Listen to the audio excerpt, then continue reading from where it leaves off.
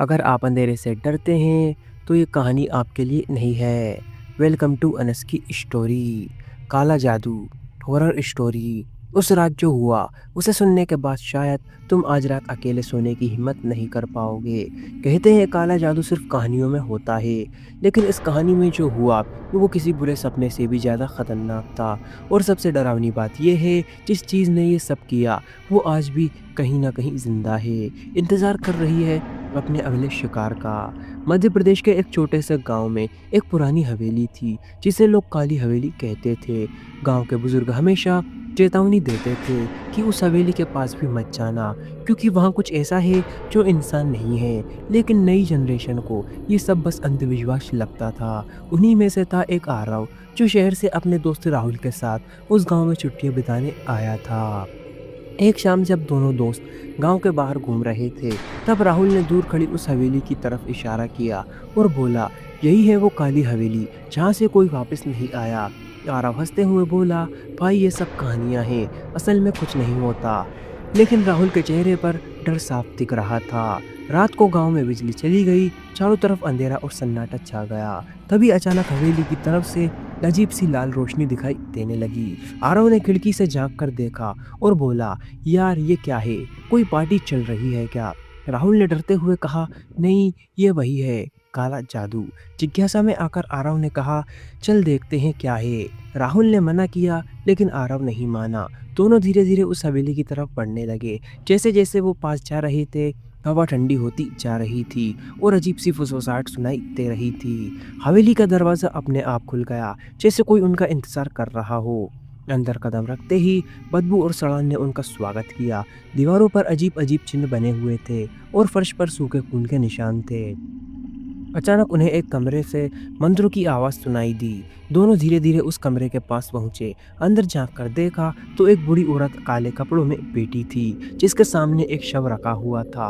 वो कुछ अजीब भाषा में मंत्र पढ़ रही थी। राहुल डर के मारे कांपने लगा और धीरे से बोला, चल यहाँ से, ये सही नहीं है। लेकिन तभी उस औरत ने अचानक मंत्र रोक दिया और धीरे धीरे अपना सिर घुमाया। उसकी आंखें पूरी काली थीं, बिना पुतलियों के। आ गए तुम, उसकी आवाज़ बेहद डरावनी और गूंजती हुई थी। आरव और राहुल दोनों के पैर जैसे जमीन में जम गए। वो औरत धीरे धीरे उठी और बोली, बहुत दिनों बाद नए मेहमान आए हैं। अचानक कमरे की सारी खिड़कियां अपने आप बंद हो गईं। दरवाज़ा जोर से बंद हो गया और वो औरत तेजी से उनकी तरफ बढ़ने लगी। उसके कदम जमीन को छू भी नहीं रहे थे। राहुल चिल्लाया, भागो, और दोनों दरवाजे की तरफ दौड़े, लेकिन दरवाज़ा खुल ही नहीं रहा था। पीछे से वो औरत जोर जोर से हंस रही थी। अब कोई नहीं बच सकता, जो यहाँ आता है वो यहीं मरता है, उसकी आवाज़ पूरे कमरे में गूंज रही थी। अचानक आरव ने देखा कि वो शव धीरे धीरे हिलने लगा। उसकी आंखें खुल गईं और वो उठकर खड़ा हो गया। उसका चेहरा पूरी तरह सड़ा हुआ था। राहुल डर के मारे जमीन पर गिर गया। अब वो औरत और वो लाश दोनों उनकी तरफ बढ़ रहे थे।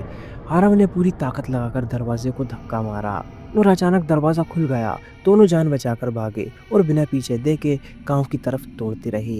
गांव पहुंचते ही राहुल बेहोश हो गया। जब होश आया तो उसने देखा कि आरव कहीं नहीं था। गांव वालों ने बताया कि सुबह जब वो हवेली के पास गए तो वहां सिर्फ आरव का खून मिला, लेकिन उसका शरीर नहीं। उस दिन के बाद राहुल कभी पहले जैसा नहीं रहा। वो हमेशा डर के साए में जीने लगा। लेकिन असली डर तब शुरू हुआ जब उसने अपने कमरे में वही लाल रोशनी देखी और दीवार पर वही काले चिन्ह उभरे। एक रात राहुल ने अपने पीछे किसी की आवाज़ सुनी, अब तुम्हारी बारी है। उसने पीछे मुड़कर देखा, वही काली आंखों वाली औरत उसके सामने खड़ी थी। और अगले दिन राहुल भी गायब था। आज तक उस हवेली में जाने वाला कोई भी इंसान जिंदा वापस नहीं आया। और रात में कभी कभी आज भी वहाँ से वही मंत्रों की आवाज़ आती है, जैसे कोई अब भी काला जादू कर रहा हो अपने अगले शिकार के लिए। गांव के लोग उस घटना के बाद और भी ज़्यादा खामोश हो गए थे। कोई भी उस हवेली का नाम तक नहीं लेता था।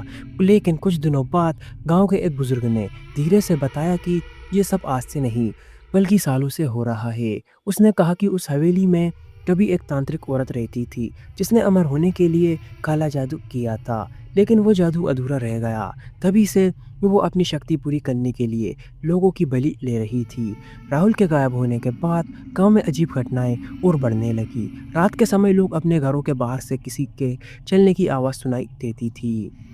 लेकिन बाहर देखने पर कोई नहीं होता। कई लोगों ने दावा किया कि उन्होंने खिड़की के पास काली आंखों वाली उसी औरत को खड़े देखा है, जो बस उन्हें घूरती रहती है बिना पलक झपकाए। एक रात गांव का ही एक लड़का, जो इन सब बातों को झूठ मानता था, अपने दोस्तों के साथ हवेली के पास गया। लेकिन सुबह जब उसके दोस्त लौटे तो वो अकेला नहीं था, उसके साथ कुछ और भी आया था। उसकी आंखें पूरी तरह काली हो चुकी थी और वो बिना कुछ बोले बस एक ही बात दोहरा रहा था, वो आ रही है, वो सबको ले जाएगी। उस दिन के बाद से गांव धीरे धीरे खाली होने लगा। लोग अपने घर छोड़कर जाने लगे, क्योंकि अब खतरा सिर्फ हवेली तक सीमित नहीं था, वो बुराई अब पूरे गांव में फैल चुकी थी। लेकिन कहते हैं, जो लोग उस गांव से भागकर भी चले गए, उनके पीछे भी वो काली परछाई पहुंच जाती है। और आज भी अगर कभी रात के सन्नाटे में तुम्हें कहीं से हल्की सी मंत्रों की आवाज़ सुनाई दे, तो समझ जाना शायद उसने तुम्हें भी चुन लिया है।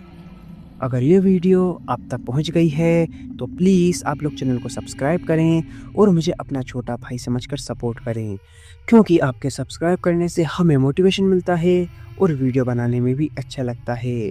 तो प्लीज़ आप लोग मुझे सपोर्ट करें। यह कहानी केवल मनोरंजन के लिए है, इसका उद्देश्य किसी भी धार्मिक या सांस्कृतिक भावनाओं को ठेस पहुंचाना नहीं है। अंत मैं मिलता हूँ आपको नेक्स्ट वीडियो में किसी नए टॉपिक के साथ। तब तक love you so much NS की जनता। अगर आप लोगों के पास भी कोई डरावनी हॉरर स्टोरी है तो आप हमें इंस्टाग्राम पर डीएम करें। जय हिंद, जय भारत। अगर आपको वीडियो अच्छी लगी हो तो प्लीज़ वीडियो को लाइक करें और चैनल को भी सब्सक्राइब करके बेल नोटिफिकेशन को ऑल पर प्रेस कर दें। Thanks for your watching.